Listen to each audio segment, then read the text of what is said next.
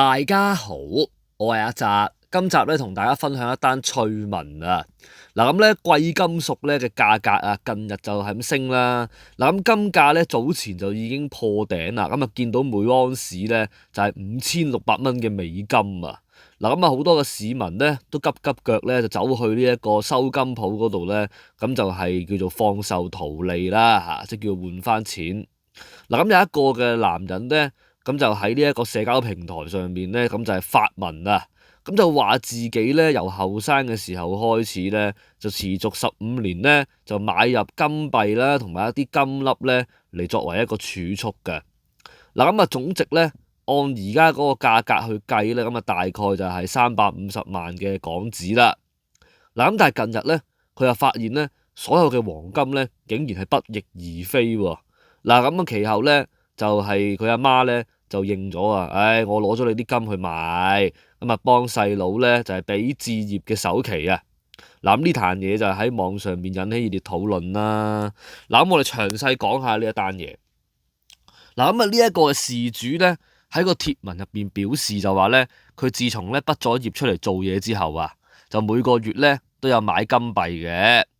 嗱咁後嚟咧工作嗰個收入咧增加咗啊，咁啊近年咧。就係以半兩金粒嘅形式咧就儲蓄嘅，咁啊所有嘅黃金咧都係擺喺屋企個夾萬入邊嘅，咁已經係持續咗15年㗎啦。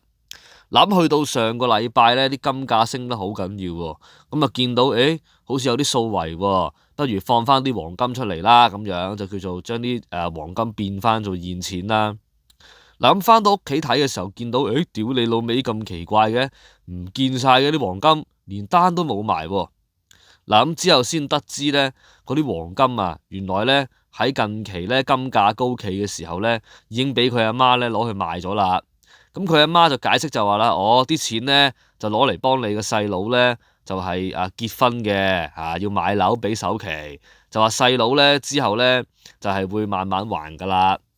哇！咁你嗰啲咁嘅金無啦啦俾人攞去賣咗喎，唔通知你喎，發現咗東窗事發先話翻俾你聽喎。咁啊呢一個事主當然就唔撚鋸啦，咁就話啦，喂，我自己都未買樓啊，點解要幫細佬買樓啊？嗱咁阿媽咧就話啦，細佬咧都就嚟結婚啦，一定要有樓嘅，就嗌事主再儲過喎，哇，好撚無恥啊！嗱咁雙方其後發生爭執啦，事主嘅父親情緒激動啊，哇好撚勁啊，真係賊嚟㗎喎呢啲偷完人嘢仲攞刀喎，話佢老豆咧去廚房攞刀啊，要求樓主離開屋企，以後唔好返嚟，更加咧就話事主咧為咗錢喺度大吵大鬧啊，為細佬做少少嘢都唔得咁樣喎。嗱咁咧。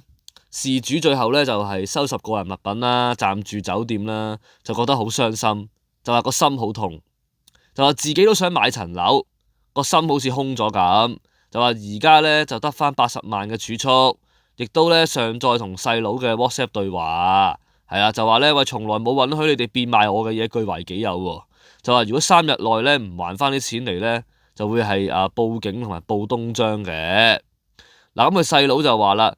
我哋可以討論一下，我需要呢一筆錢結婚。哇！你需要筆錢結婚都唔係走去夾人哋啲金走㗎，黐撚線嘅呢啲真係。又話咧可以俾利息啊，又話呼籲呢一個嘅事主冷靜喎。我覺得呢啲唔係屋企人嚟嘅喎，其實係咪親生㗎？屌你老母咁撚奇怪嘅。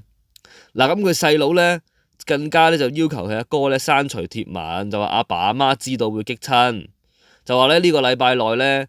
會至少還返1/3嘅金額。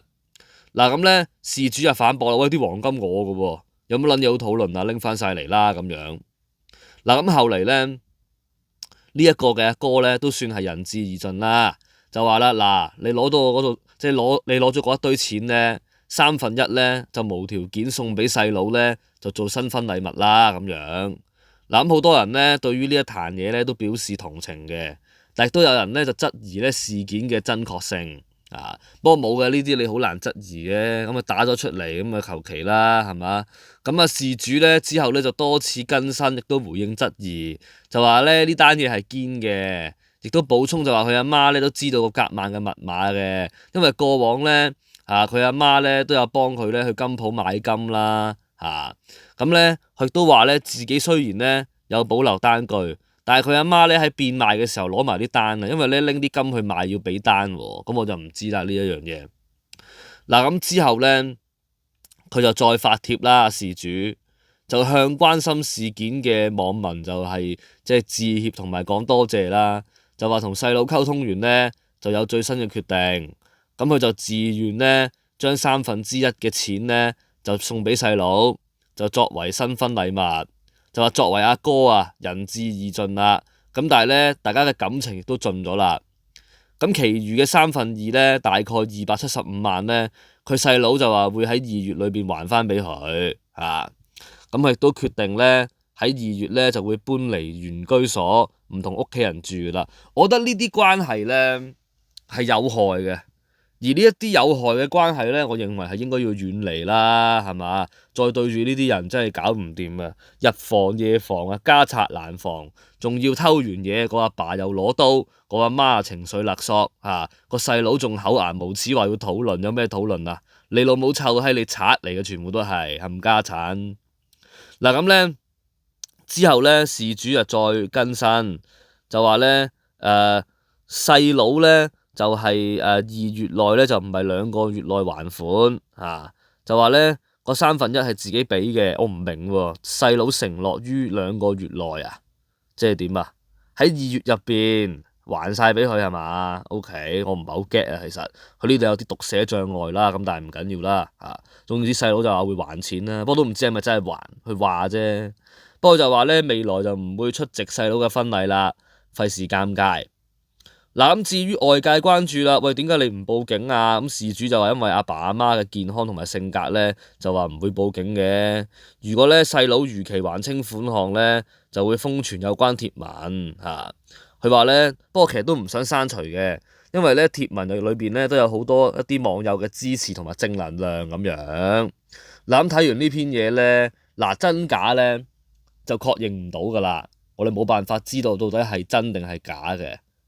咁我哋只能夠講啦，咁我希望呢一位嘅網友佢就係能夠咧離開呢一啲有害嘅關係啦。